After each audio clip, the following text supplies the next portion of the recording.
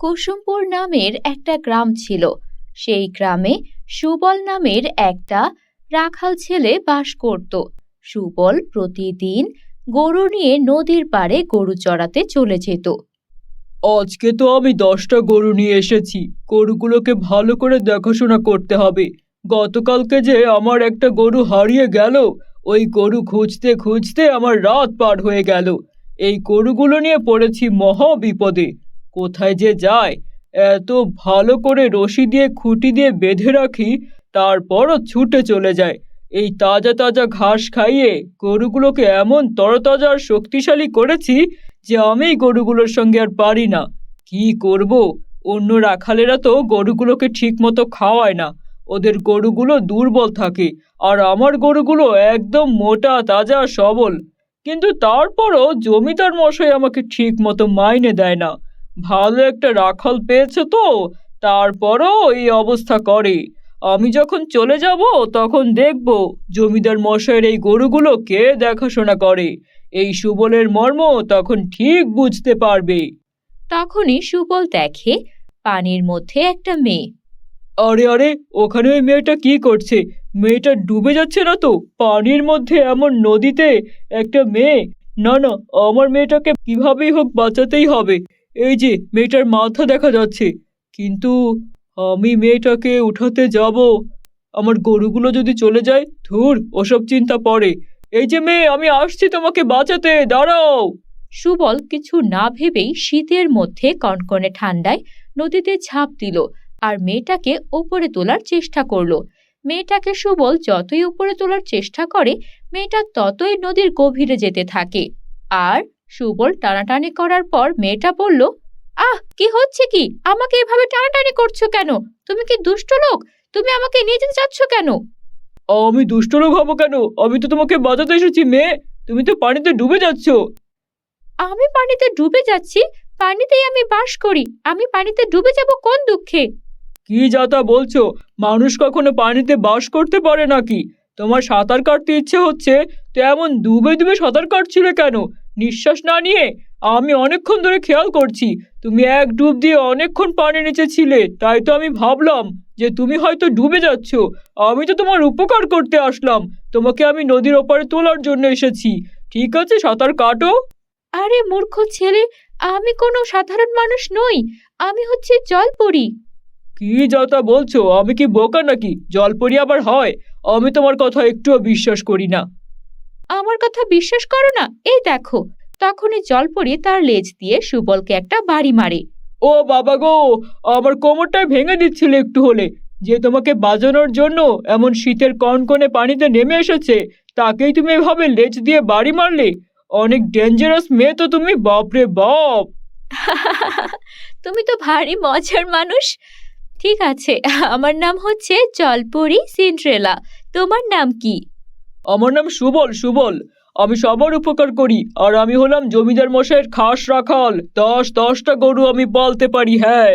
তা জলপরি রাজ্য থেকে এখানে কি করতে এসেছো? শোনো, সবাই সুবলের মতো ভালো মানুষ নয়। অন্য কেউ তোমাকে দেখলে নিয়ে কিন্তু বেচে দেবে। জলপরির তো অনেক দাম হবে। তা সুবল, তুমি আমাকে বিক্রি করবে না? তোমার কি টাকার লোভ নেই? না না, সুবলের কোনো টাকার লোভ নেই। সুবল কোনো ভালো মানুষের ক্ষতি করে না, আর জলপরীরও ক্ষতি করে না। যাও যাও জলপরি, তোমার জলপরি রাজ্যে চলে যাও। তারপর জলপরি সেখান থেকে জলপরি রাজ্যে চলে গেল। কিন্তু জলপরি কিছুতেই সুবলকে ভুলতে পারছিল না। বাড়িতে এসে শয়নে স্বপনে সব জায়গায় ওর শুধু সুবলের কথাই মনে পড়ত। আর সুবলের কথা ভেবে ও লজ্জা পেত, হাসতে থাকতো। এই সব কিছু জলপরি রাজ্যের রাজা ও রানী টের পেলেন। তারা দেখলেন তাদের মেয়ে কেমন যেন একা একাই হাসে আর সারাক্ষণ কিছু চিন্তা করে। তখন জলপরি রানী বলল, মা সিন্ড্রেলা, কি হয়েছে তোমার? আমি বেশ কিছুদিন ধরে খেয়াল করছি তুমি কিছু একটা চিন্তা করো আর হাসো, খুশি হও। কি হয়েছে আমাকে বলো। মা, আমি পৃথিবীর একটা ছেলেকে ভালোবেসে ফেলেছি। সে একটা রাখাল, কিন্তু তার কথাবার্তা, তার সাহসিকতা আর সততা আমাকে মুগ্ধ করেছে। আমি তাকে বিয়ে করতে চাই মা। তাকে বিয়ে না করলে আমার যে কোনো কিছুতেই শান্তি হবে না। কি বলছো কি? জলপরি হয়ে মানুষকে বিয়ে করবে কি করে? সে জলপরি রাজ্যে এসে থাকতে রাজি হবে না। কে বলতে পারে? আমি তাকে আমার মনের কথা জানাতে চাই, তারপর দেখা যাবে সে কি বলে। পরদিন জলপরি একই সময়ে রাখালের অপেক্ষা করতে লাগলো, আর রাখাল আসা মাত্রই নদী থেকে উঠে এলো জলপরি। ও রাখাল, তোমার সঙ্গে একটা কথা ছিল গো। আমার সঙ্গে কি কথা জলপরি? তুমি আবার পানির ওপরে উঠে এসেছো। আমি তোমাকে না করেছি, কিন্তু কোন দিন জমিদারের লোকজন তোমাকে দেখতে পারবে আর তোমাকে কিন্তু বন্দি করে নিয়ে যাবে, এই আমি বলে দিলাম। ওসব কথা ছাড়ো রাখাল, আমি তোমাকে ভালোবেসে ফেলেছি। আমি তোমার বউ হতে চাই। তুমি কি আমার প্রস্তাবে রাজি আছো? বলো না। এসব কি বলছো? আমি জলপরীকে কি করে বিয়ে করব? আর তুমি তো শুনেছি জলপরী রাজ্যের রাজকন্যা। রাজকন্যা হয়ে একটা সামান্য রাখালকে বিয়ে করবে? হ্যাঁ, আমি তোমাকে বিয়ে করব। তুমি সামান্য নও, আমার কাছে তুমি অসামান্য। তুমি যদি রাজি হও, আমি তোমাকে আমার জলপরি রাজ্যে নিয়ে যাব। মানুষ কি পানির নিচে থাকতে পারে? আমি একটু সাঁতার কাটতে জানি, এর বেশি কিছু আমি পারি না বাপু। তোমার আমাকে পছন্দ হয়েছে তো? তোমার বাবা মা রাজি হবে না? বাবা মা? আমার তো এই পৃথিবীতে কেউ নেই। আমি শুধু রাখালের কাজ করি, টাকা পাই, খাই দাই, ঘুমাই। তোমার মতো জলপরীকে বিয়ে করতে পারলে তো আমি খুশি হতাম, কিন্তু কোনো কিন্তু নয়। এই নাও, এটা হচ্ছে আমার জাদুর আংটি। এটা হাতে পরে নাও, তাহলে তুমি আমার মতো পানিতে অনেকক্ষণ থাকতে পারবে। ঠিক আছে, চলো আমার সঙ্গে তাহলে। জলপরি রাখালকে নিয়ে তার জলপরি রাজ্যে চলে গেল, আর তারপর সেখানেই তাদের ধুমধাম করে বিয়ে হয়ে গেল। রাখাল জলপরির সঙ্গে বেশিরভাগ সময় পানির ভেতরেই কাটাতো। সে আর আগের মতো রাখালের কাজটা করতে থাকে না। সে জমিদার বাড়িতে যায় আর বলে, জমিদার বাবু, আমি আসলে আর এই কাজটা করব না। আমি একটা অন্য জায়গায় চলে যাচ্ছি, আপনি অন্য রাখাল রেখে নেবেন। কেন রে? এতদিন আমার এখানে কাজ করে এখন নতুন কাজ কোথায় পেলি? কি ব্যাপার রাখাল, তুমি এরকম বলছো? তুমি এতদিন ধরে আমাদের এখানে কাজ করছো, কোথায় যাবে তুমি? জমিদার গিন্নি, সে কথা আপনাকে অন্যদিন বলবো। এখন আমি যাই, আমার বউ আমার জন্য অপেক্ষা করছে। যে সে বউ নয়, জলপরি বউ। তোমার কি মাথা খারাপ হলো রাখাল? জলপরি বউ মানে? হা হা হা, গিন্নিমা, আপনি ওসব বুঝবেন না। রাখাল সেখান থেকে কাজ ছেড়ে দিয়ে আবারও জলপরি রাজ্যে চলে এলো। এরপর সারা জীবনের মতো জলপরি কন্যার সঙ্গেই সুখে শান্তিতে সংসার করতে লাগলো। বন্ধুরা, আমাদের চ্যানেলে নতুন হয়ে থাকলে চ্যানেলটিকে সাবস্ক্রাইব করতে ভুলো না যেন। Bye bye. অনেকদিন আগের কথা, রাজস্থান নামের একটা গ্রামে এক রাজা ও রানী বাস করত। রাজা ও রানী গ্রামে বাস করার কারণ তাদের রাজ্য এক শয়তান ডাইনি এসে হামলা করে দখল করে নিয়েছিল। তাই রাজা রানী বাধ্য হয়ে রাজ্য ছেড়ে পালিয়ে চলে আসেন আর গ্রামে থাকতে শুরু করেন। গ্রামের মানুষজন তারা যে রাজা ও রানী তা কখনোই জানতেন না, তাদেরকে সাধারণ মানুষ হিসেবেই থাকতে দেয়। রাজা ও রানী প্রথমে সেই গ্রামের জমিদারের বাড়িতে কাজ শুরু করেন, আর জমিদারের বাড়িতে স্বামী স্ত্রী কঠোর পরিশ্রম করে প্রথমে নিজেদের জন্য একটা থাকার জায়গার বন্দোবস্ত করে। রাতের বেলা যখন রাজা ও রানী ঘুমোচ্ছিলেন, তখন রানী বলেন, হ্যাঁ গো, আমরা আমাদের রাজ্য ছেড়ে এভাবে শ্রমিকের মতো কাজ করছি। কখনো কি এমন দিন আসবে যখন আমরা আমাদের রাজ্যে আবার ফিরে যেতে পারবো? তোমাকে যে এভাবে অন্যের বাড়িতে চাকর বাকরের কাজ করতে দেখতে আমার সহ্য হয় না।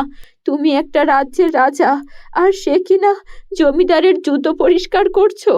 এভাবে আমরা লুকিয়ে আছি, ওই ডাইনির কি কোনো নিস্তার হবে না? তুমি এত চিন্তা করো না, সময় এলে সব ঠিক হয়ে যাবে। এখন যদি আমরা আমাদের পরিচয় দেই, ডাইনি জেনে যাবে যে আমরা এখানে আছি।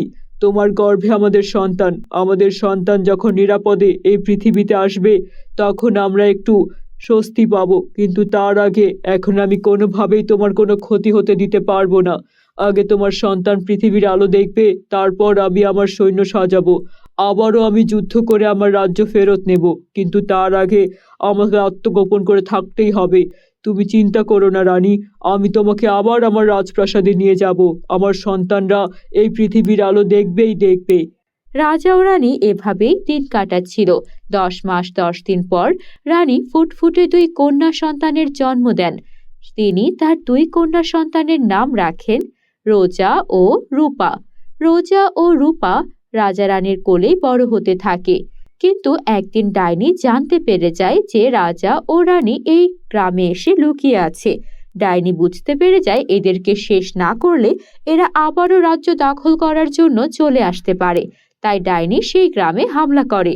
রাজা ও রানী তার দুই মেয়ে সোনা ও রূপাকে এক কৃষকের বাড়িতে রেখে সেখান থেকে চলে আসে। ডাইনি ভাবে তাদের কোনো সন্তান নেই, তাই ডাইনি ওদের দুইজনকে শেষ করে ফেলে। হা হা হা হা হা, এত বছর পর আমার শান্তি এলো। আমি ওদেরকে শেষ করতে পেরেছি। ওই রাজা আর রানীর জীবন শেষ। এখন আর রাজ্যের দিকে কেউ চোখ তুলে তাকাবে না। হু হা হা হা হা। আমি হলাম কালী ডাইনি। এই কালী ডাইনির শক্তির কাছে কেউ কখনো পারেনি। তোরা তুচ্ছ রাজা আর রানী আমার বিরুদ্ধে ষড়যন্ত্র করে আবারও রাজ্যে আসতে চাইছিলি। তোদেরকে আমি পাতাল থেকেও তুলে এনেছি। এবার এবার এই রাজ্য আমার। আমি সব জায়গায় ত্রাসের রাজত্ব স্থাপন করব। সবাইকে শেষ করে দেব। কাউকে শান্তিতে থাকতে দেব না। হু হা হা হা হা। গ্রামবাসী যখন জানতে পারে তারা আসলে রাজ্যের রাজা ও রানী ছিলেন, তখন তারা সবাই আফসোস করতে শুরু করে। হায় হায় হায়, একটা রাজ্যের রাজা ও রানী আমাদের মাঝে থাকলেন, আমরা টেরও পেলাম না। কত ভালো মানুষ ছিলেন। রানী তো আমাদের সঙ্গে কিভাবে মিশলেন যেন উনি আমাদেরই একজন। আর রাজা জমিদারের বাড়িতে কি কাজই না করলো, জমিদারের জুতা পর্যন্ত পরিষ্কার করে দিয়েছেন। আহারে, এমন রাজা রানীকে আমরা হারালাম। জমিদার মশাই, সে তো আপনার রাজ্যে আপনার জমিদার বাড়িতে কাজ করলো, আপনি একবারও টের পেলেন না যে স্বয়ং রাজা রানী আছে আপনার বাড়িতে? আমি কিভাবে টের পাবো? তারা কখনো কোনো অহংকার করেনি, সব সময় চুপচাপ কাজ করে গেছে। এত ভদ্র এত শিক্ষিত নম্র মানুষ আমার বাড়িতে কাজ করেছে দেখে আমি তো আসলে অবাকও হয়েছি। এত ভালো মানুষ কি করে হয়? ওই ডাইনি যে ওনাদের মেরে ফেললো, ওনাদের সন্তান কোথায়? আমাদের বাড়িতে ওনারা তাদের সন্তান রেখে গেছেন।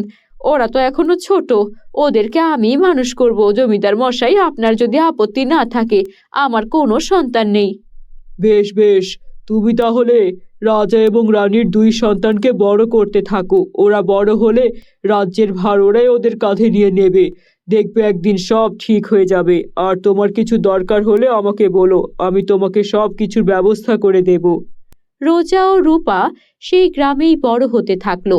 ওরা ছোট থেকেই ওদের বাবা মায়ের কথা শুনতে শুনতে বড় হয়ে গেছে। একদিন রোজা ও রূপা হাঁটতে হাঁটতে জঙ্গলের ধার দিয়ে ঘুরে বেড়াচ্ছিল। তখন রোজা বলে, রূপা, তুই তো জানিস আমরা দুই রাজকন্যা, কিন্তু আমরা আমাদের রাজত্ব হারিয়েছি।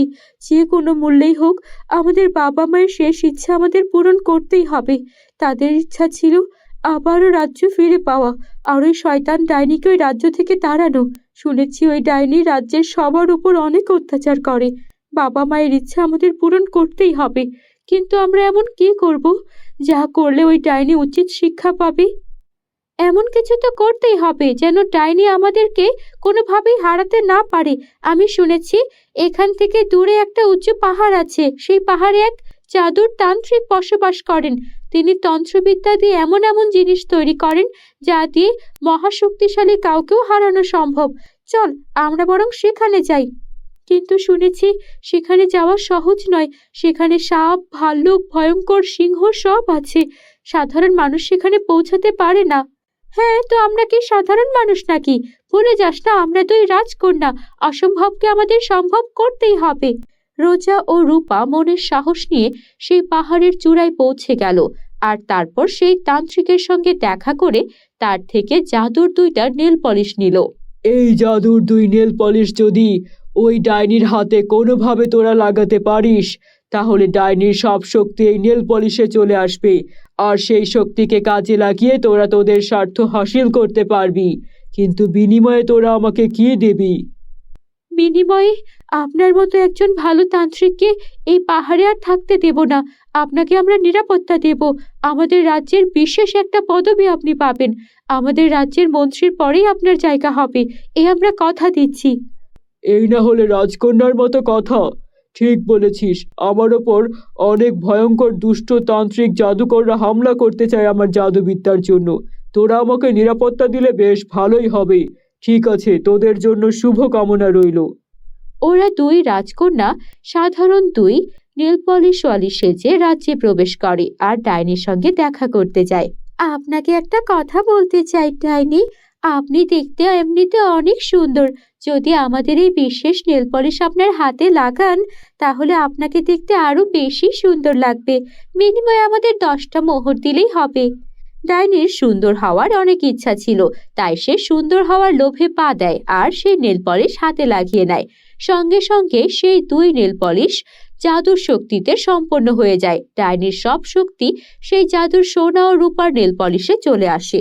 সঙ্গে সঙ্গে দুই রাজকন্যা ডাইনিকে বন্দি করে ফেলে। আর এভাবেই ওদের বুদ্ধি দিয়ে ওরা ওদের বাবা মায়ের শেষ ইচ্ছা সেই রাজ্য আবারও হাসিল করে নেয়। আর সেই তান্ত্রিককে ওদের রাজপ্রাসাদে জায়গা দিয়ে দেয় আর সুখে শান্তিতে বসবাস করতে থাকে। বন্ধুরা, আমাদের চ্যানেলে নতুন হলে চ্যানেলটিকে সাবস্ক্রাইব করতে ভুলো না যেন। স্বপ্নপুরী নামের এক রাজ্যে প্রিন্সেস সোনালী, প্রিন্সেস রূপালী ও প্রিন্সেস দীপালি নামের 3 রাজকন্যার জন্ম হয়। প্রিন্সেস সোনালীর মাথার চুলগুলো ছিল সোনার আর প্রিন্সেস রূপালীর মাথার চুলগুলো ছিল রূপার। কিন্তু প্রিন্সেস দীপালির মাথার চুলগুলো ছিল সাধারণ চুল, সেগুলো একদমই সাধারণ কালো রঙের ছিল। তাই সবাই মনে করত প্রিন্সেস সোনালী ও প্রিন্সেস রূপালীরই জাদু ক্ষমতা আছে আর তারা বিশেষ আশীর্বাদ তুষ্ট।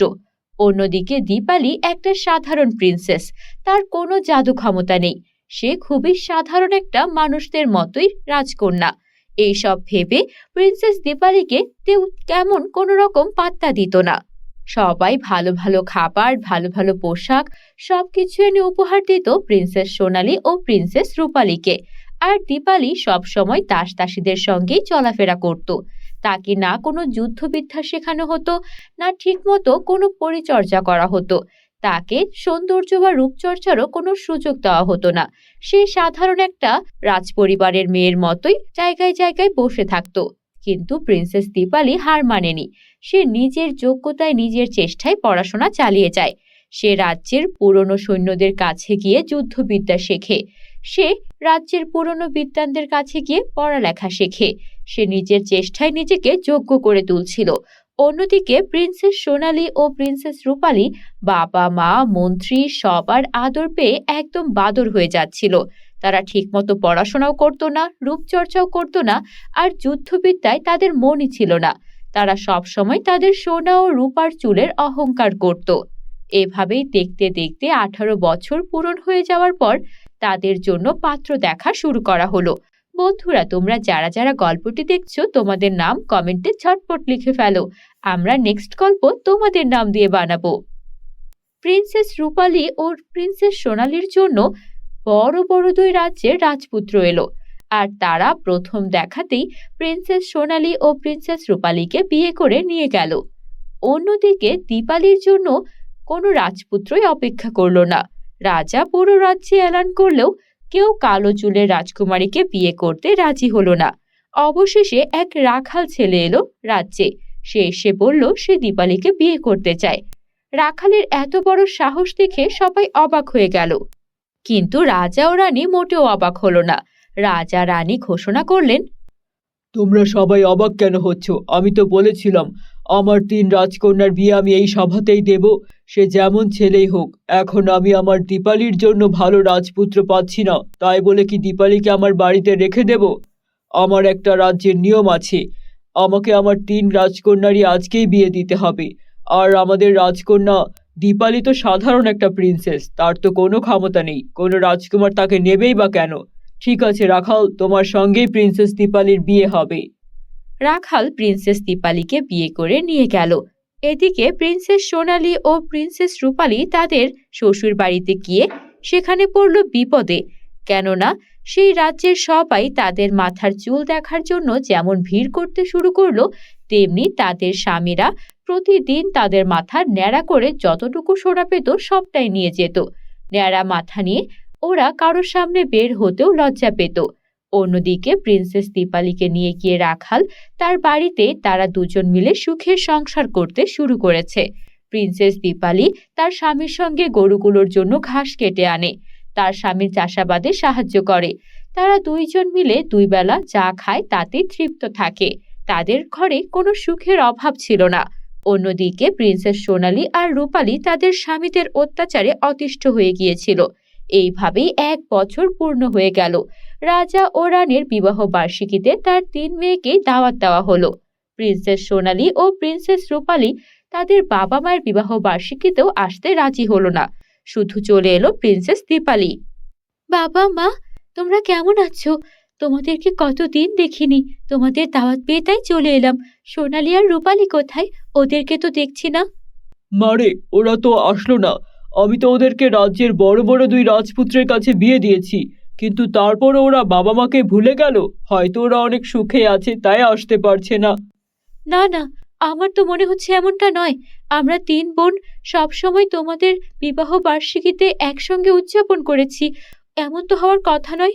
নিশ্চয়ই ওরা কোনো বিপদে পড়েছে। রাখাল, চলো আমার সাথে।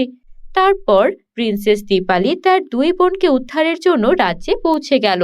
প্রথমত, রাজ্যে অনেক কড়া পাহারা ছিল, কিন্তু তারপরও দীপালি এতটুকুও বিচলিত হলো না। তখন দীপালি মনে মনে কিছু উচ্চারণ করলো। সঙ্গে সঙ্গে তার সামনে একটা সোনার আর একটা রূপার আয়না প্রকট হয়ে গেল। রূপার আয়না দিয়ে সেই সৈন্যদের চোখ ঝলসে দিল, আর সোনার আয়না নিয়ে সে পৌঁছে গেল রাজ্যের ভেতরে, যেখানে কিনা রাজকন্যারা বন্দী ছিল। প্রিন্সেস রূপালী তার বোনকে দেখে দৌড়ে এলো আর কাঁদতে কাঁদতে বলল, বোন, আমি আমার রাজপুত্রকে বিয়ে করে বিপদে পড়ে গেছি। সে প্রতিদিন আমার মাথা ন্যাড়া করে দেয় আর আমার মাথার সব চুল নিয়ে বিক্রি করে দেয়। আমি আমার এই ন্যাড়া মাথা নিয়ে কারোর সামনে যেতেও পারি না। বাবা মায়ের সঙ্গে দেখা করতে চেয়েছি, কিন্তু আমার ন্যাড়া মাথা দেখলে বাবা মা তাদের সঙ্গে কোনো বিচার করতে পারে, তাই তারা আমাকে যেতেও দিচ্ছে না। আমার মনে হয় সোনালীরও একই অবস্থা। চলো, আমরা সোনালীকে বাঁচাবো। যখন আরো অনেক সৈন্যরা এসে তাদেরকে আটকানোর চেষ্টা করলো, তখন প্রিন্সেস দীপালি তার সোনার আয়না দেখিয়ে বলল, খবরদার আমার সামনে আসবে না। এই সোনার আয়না থেকে আমি আগুন বের করে তোমাদেরকে ভস্ম করে দেব। সবাই ভয় পেয়ে গেল। তারপর প্রিন্সেস দীপালি প্রিন্সেস সোনালী আর রূপালীকে একইভাবে উদ্ধার করে রাজপ্রাসাদে নিয়ে এলো। বাবা, আমরা অনেক কষ্টে ছিলাম। তোমরা তো আমাদের সবচেয়ে ধনী রাজপুত্রের কাছে বিয়ে দিয়েছো, কিন্তু তারা ধনী হলে কি হবে? মনের দিক থেকে তারা অনেক গরিব। তাদের সবকিছু থাকা সত্ত্বেও তাদের লোভ ছিল আমাদের সোনা আর রূপার চুলে। কতবার যে আমার মাথা এভাবে ন্যাড়া করেছে, আর আমার মাথা থেকে কেটে রক্ত পড়েছে, তারপরও আবারও ন্যাড়া করে দিয়েছে। প্রিন্সেস দীপালি একদম ঠিক করেছে। সে রাখালকে বিয়ে করলো, সে অনেক সুখে আছে। আজকে তার জন্য আমরা ওই বন্দি দশা থেকে মুক্তি পেলাম। কিন্তু বোন, প্রিন্সেস দীপালি, তুমি এই সোনার উপর আয়না কিভাবে হাসিল করেছো? আমি কোনো জাদু ক্ষমতা নিয়ে জন্মাইনি। আমার মাথায় কোনো সোনার চুল কিংবা রূপার চুল ছিল না, কিন্তু আমি কঠোর তপস্যা করেছি। আমাদের রাজ্যের পুরনো বৈদ্যের কাছে, আমাদের রাজ্যের পুরনো কবিরাজের কাছে, আমাদের রাজ্যের পুরনো মন্ত্রীর কাছে, তাদের সবার কাছ থেকে আমি যুদ্ধবিদ্যা শিখেছি, পড়াশোনা শিখেছি। আর তার সঙ্গে পুরনো তান্ত্রিকের সঙ্গে আমি যজ্ঞ করে করে গত 10 বছর মিলে সাধনা করে আমি এই সোনা ও রূপার জাদু, আয়নার জাদু আয়ত্ত করতে পেরেছি, যা বিশেষ মুহূর্তে আমার শক্তি হবে। সত্যি বোন, তুমি প্রমাণ করে দিয়েছো জাদুবিদ্যার থেকে পরিশ্রম অনেক বেশি কাজের। তুমি পরিশ্রম করেছো বলে তুমি সোনার উপর চুলের চেয়েও দামি কিছু অর্জন করতে পেরেছো। এখন থেকে আমরা সবাই একসঙ্গে হাসি খুশি থাকবো। বন্ধুরা, তোমাদের কাছে গল্পটি ভালো লাগলে একটা লাইক করে দিও। আমাদের চ্যানেলটিকে সাবস্ক্রাইব করতে ভুলো না যেন।